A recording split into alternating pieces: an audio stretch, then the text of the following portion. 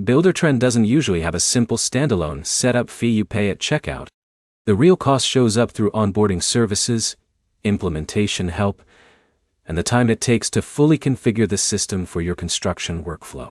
By the end of this, you'll know what Buildertrend setup actually involves, where the cost really comes from, and why two contractors can end up paying completely different amounts for the same software.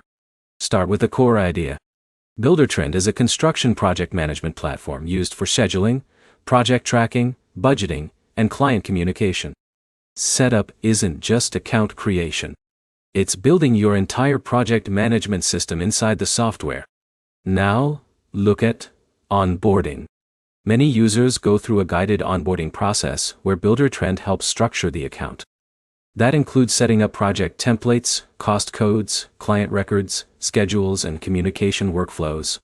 Even if you don't see a line item called setup fee, onboarding support is often included in higher tier plans or offered as a separate implementation service depending on how you sign up. Next, consider data migration. If you're switching from spreadsheets or another platform, your clients, budgets, and job history need to be transferred into Buildertrend.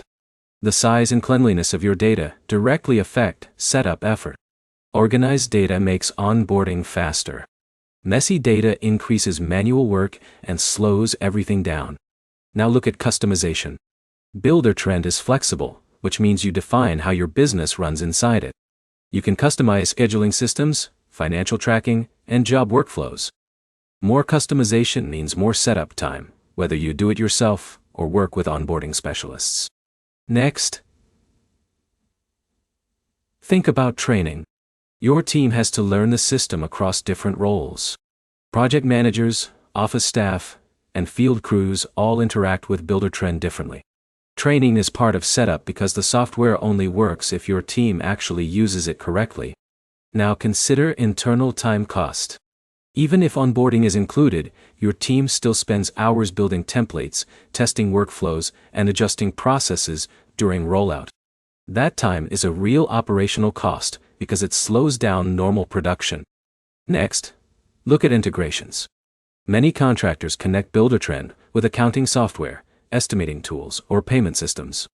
Each integration adds configuration steps, and sometimes troubleshooting during onboarding. Now understand the real structure. Buildertrend setup cost isn't a fixed fee. It depends on three things: whether you use guided onboarding, how complex your construction workflows are, and how much data migration and training your team needs. To sum it up, most of the setup cost comes from configuration complexity, onboarding support level, and internal time spent building and learning the system. Next step is simple.